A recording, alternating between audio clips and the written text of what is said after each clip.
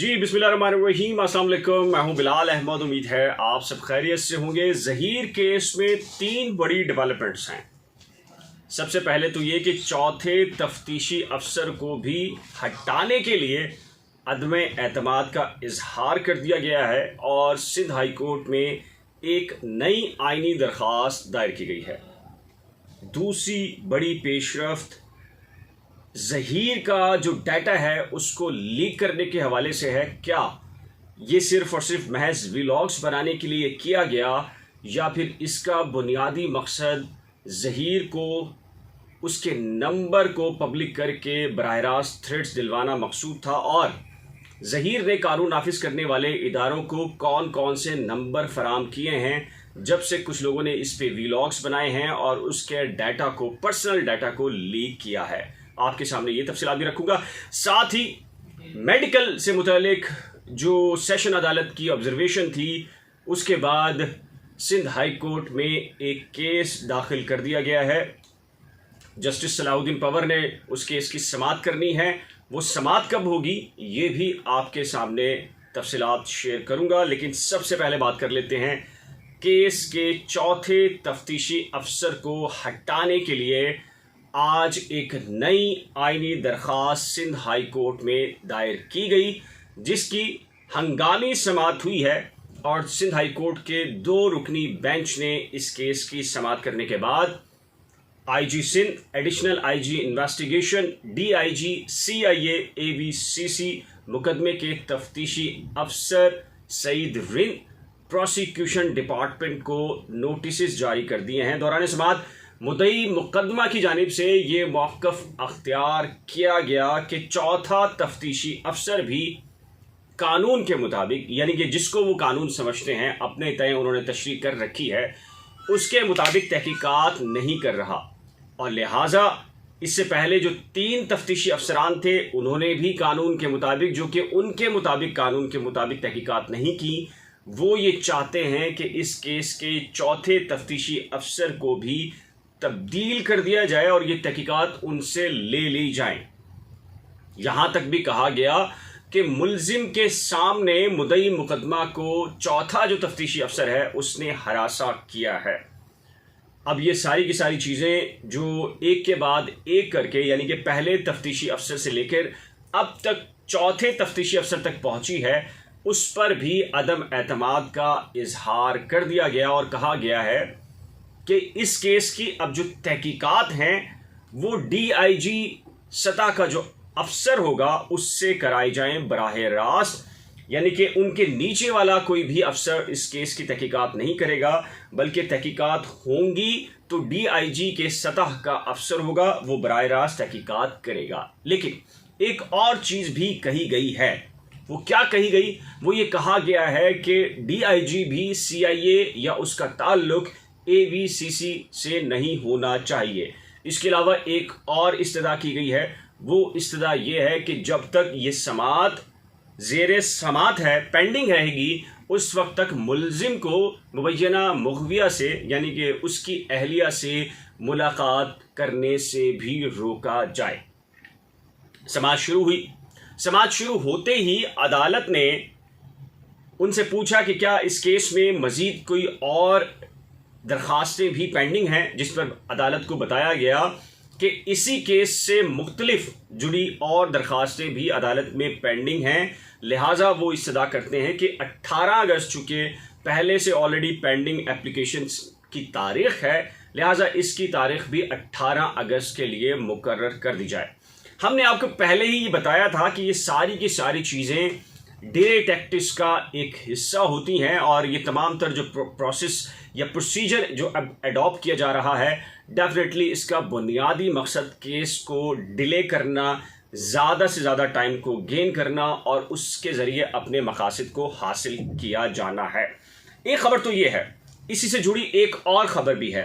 जैसा कि आपके इल्म में है कि जुडिशल मजिस्ट्रेट ने मुबैना मुग़विया का मेडिकल करवाने से मुतालिक जो एप्लीकेशन पहले मुद्दई की जानिब से और उसके साथ ही प्रोसिक्यूशन की जानिब से फाइल हुई थी और प्रोसिक्यूशन डिपार्टमेंट इस केस में फुर्तियां दिखा रहा है बहुत ज़्यादा, दूसरे केसेस में ऐसे नहीं दिखाता। क्यों नहीं दिखाता, प्रोसिक्यूशन के ऊपर भी बात करेंगे, और प्रोसिक्यूशन इस वक्त उसकी डोरें कहाँ से हिल रही हैं इस पर भी बात करेंगे।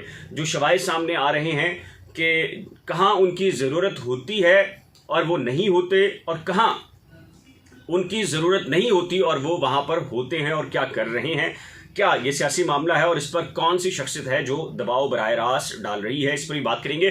तो उस मेडिकल जो ऑर्डर था मजिस्ट्रेट का, उसको सेशन अदालत में चैलेंज किया गया और सेशन अदालत ने कहा कि ये हमारी हदूद का केस नहीं है, लिहाजा इसको आप सिंध हाई कोर्ट में बराह रास्त अप्लाई कर सकते हैं और वहाँ रुजू करके तमाम तर जो मामलात हैं उसको रख सकते हैं। अब इत्तला ये है कि एक केस सिंध हाई कोर्ट में भी दायर कर दिया गया है और जस्टिस सलाहुद्दीन पंवर साहब हैं जो कि इस केस की समाअत करेंगे 15 अगस्त को।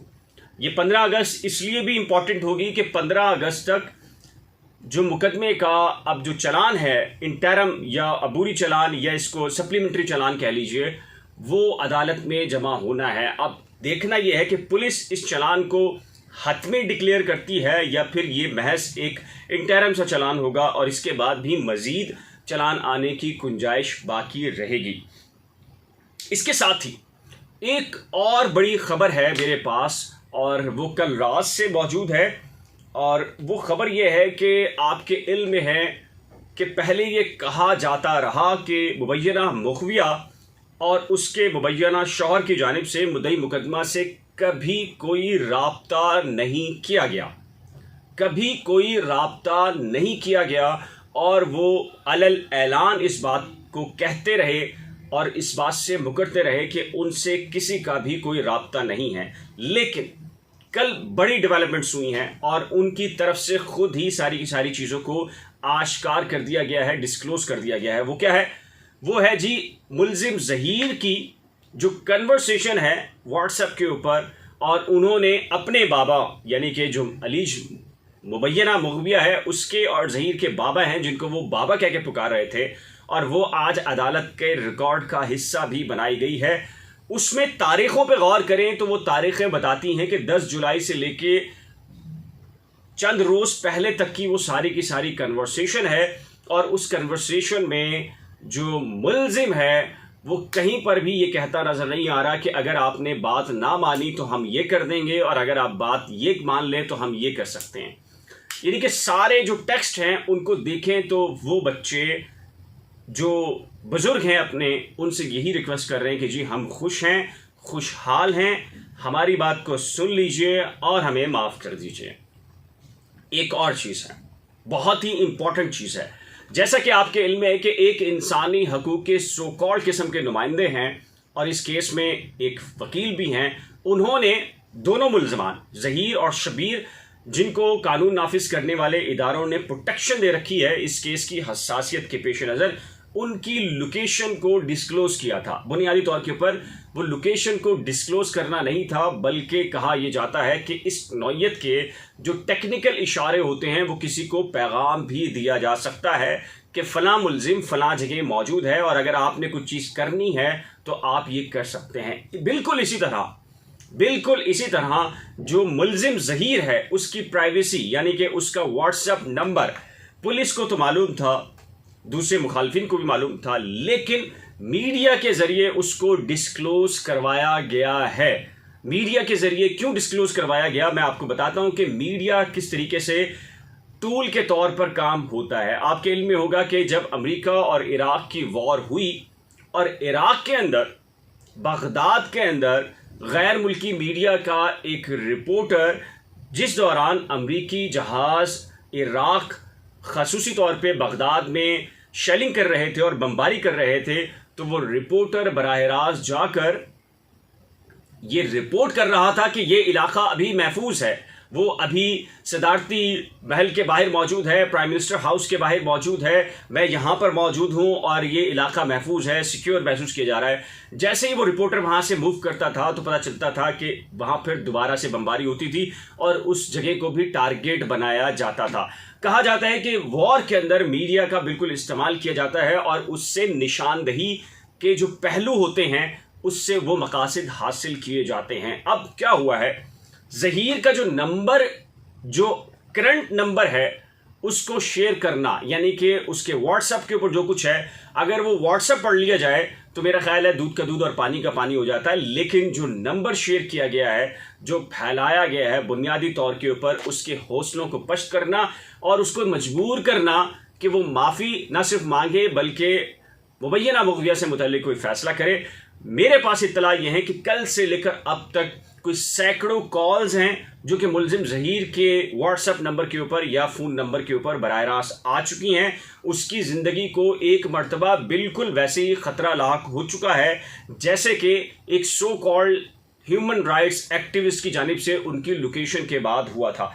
तो यह इंतहाई संगीन नौयत का मामला है और कानून नाफिज करने वाले इदारों के लिए भी ये मामला एक बहुत बड़ा चैलेंज बन चुका है। जैसे कि मैं पहले ये कह चुका हूँ कि ये केस बुनियादी तौर के ऊपर दो बच्चा बच्ची की पसंद की शादी का नहीं रहा, बल्कि रियासत पाकिस्तान को इन्वॉल्व करके रियासत पाकिस्तान को बदनाम करने की एक घनावनी साजिश और एक मुहिम बन चुका है, जिससे ना सिर्फ अपने बल्कि पराए भी अपना अपना हिस्सा डालते नजर आते हैं।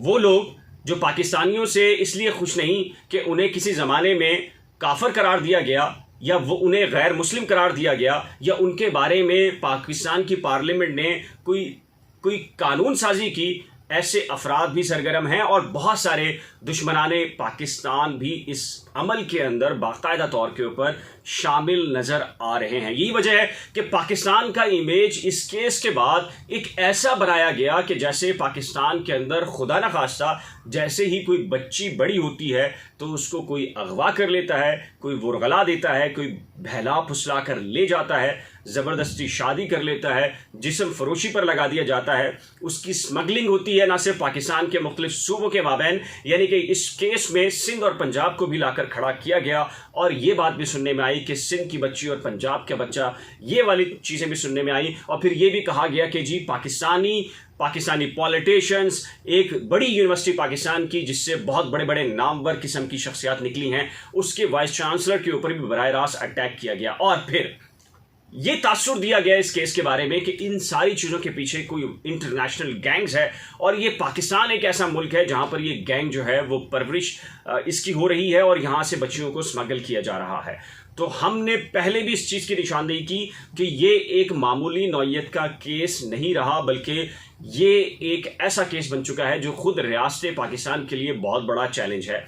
और इसमें अनफॉर्चुनेटली सोशल मीडिया का खासा इस्तेमाल किया गया है और सोशल मीडिया को बतौर हथियार इस्तेमाल किया जा रहा है। जो ओवरसीज पाकिस्तानी हैं वो भी इस बारे में फ़िक्रमंद हैं, क्योंकि उनकी बच्चियां जब जवान होती हैं तो वो उनकी ख्वाहिश होती है कि वो पाकिस्तान के अंदर अपनी बच्चियों की शादियां करें। लेकिन जब इस नौयत का प्रोपेगेंडा पाकिस्तान के बारे में किया जाता है तो वो भी परेशान होते हैं और मुझे सैकड़ों ईमेल्स रोज़ाना की बुनियाद पर मौसूल होती हैं। व्हाट्सएप कॉल के ऊपर लोग तहफ़्फ़ुज़ात का इजहार करते हैं कि पाकिस्तान ऐसा नहीं है। ठीक है, पाकिस्तान के अंदर वाक़यात हर नौयत के हो रहे हैं जैसे कि पूरी दुनिया के अंदर होते हैं, लेकिन पाकिस्तान कोई अकेला नहीं है जहाँ पर इस नौयत को कोई एक दो वाक़या या कुछ वाक़यात हो जाते हैं। लेकिन ऐसे वाक़े को लेकर उसकी आड़ में इतनी घनावनी किस्म की साजिश रचाना, मेरा ख्याल है इसमें रियासत पाकिस्तान की हुकूमत, पाकिस्तान के इदारे, पाकिस्तान के कानून नाफिज करने वाले इदारों की बुनियादी जिम्मेदारी है कि इसके ऊपर एक आला तहकीकाती JIT तश्कील दी जाए और ख़ासकर ना सिर्फ इसके दोनों फ्रीकैन हैं उनसे तहकीकात की जाए, बल्कि इसके साथ साथ जो सोशल मीडिया कैंपेनर्स हैं उनका भी पता चलाया जाए कि उनकी कहाँ से फंडिंग है, उनकी डोरें कहाँ से हिलाई जा रही हैं। आखिर में बात कर लेते हैं प्रोसिक्यूशन डिपार्टमेंट की। जी हाँ, बिल्कुल, प्रोसिक्यूशन डिपार्टमेंट जो कुछ कर रहा है वो सबके सामने है। मैं हैरान उस वक्त भी हुआ जब जस्टिस मोहम्मद जुनैद गफ्फार साहब का 2 रुकनी बेंच था।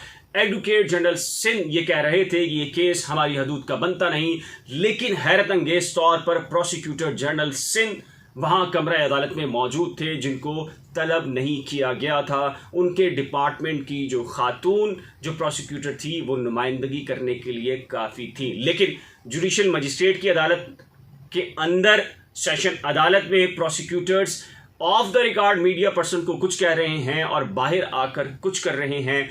अदालत में जाने के बाद उनका बिल्कुल मौक़िफ़ तब्दील हो जाता है। ये क्यों है सबको पता है। कौन पीछे मौजूद है, कौन डोरें हिला रहा है। लेकिन मैं आपको ये बता दूं कि कराची पुलिस, सिंध पुलिस और जो सिंध हुकूमत है वो मजमूई तौर पर न्यूट्रल हो चुकी है। उनका ये कहना है कि ये सर्दे दर्द बनता जा रहा है केस, और किसी खुदा न खासा बड़े हादसे की जानिब ये केस लेकर जा सकता है। लिहाजा सबकी ये ख्वाहिश है जो कानून मौजूद है, जो आइन मौजूद है, जो अदालतें मौजूद हैं, उन पर ये छोड़ दिया जाए और जो भी अदालतें फैसला करें आइन और कानून के मुताबिक वो कबूल कर लिया जाए। लेकिन मुद्दई मुकदमा और उनके फाजिल वकील को ये कबूल नहीं है। यही वजह है कि उन्होंने चौथे तहकीकाती अफसर को भी तब्दील करने की दरख्वास्त सिंध हाई कोर्ट में दायर कर दी है, जो कि गालिबन क्वाशमेंट की जो एप्लीकेशन होगी उसके साथ सुनी जाएगी। लेकिन जो कानूनी माहिरीन हैं वो ये कह रहे हैं कि इस दरख्वास्त का दायर करना बुनियादी तौर पर डिले टैक्टिक्स के अलावा कुछ भी नहीं। आपकी क्या राय है? आप क्या महसूस करते हैं? क्या आप समझते हैं कि यह रियासत पाकिस्तान के ख़िलाफ़ एक घनावनी साजिश का हिस्सा है? क्या आप समझते हैं कि इसके अंदर जो सोशल मीडिया एक्टिविस्ट हैं या यूट्यूबर्स हैं उनको बराह रास्त इस्तेमाल किया गया है? आप क्या महसूस करते हैं? अपनी कीमती राय का इजहार नीचे दिए गए कमेंट सेक्शन में ज़रूर तहरीर कीजिएगा। एक नए ब्लॉग के साथ जल्द मिलेंगे, लेकिन एक रिक्वेस्ट है कि अगर आपने मेरे यूट्यूब चैनल को अभी तक सब्सक्राइब नहीं किया तो बराह करम सब्सक्राइब, वीडियो को शेयर, लाइक और बेल आइकन को लाजिम प्रेस कीजिएगा। अल्लाह हाफिज़।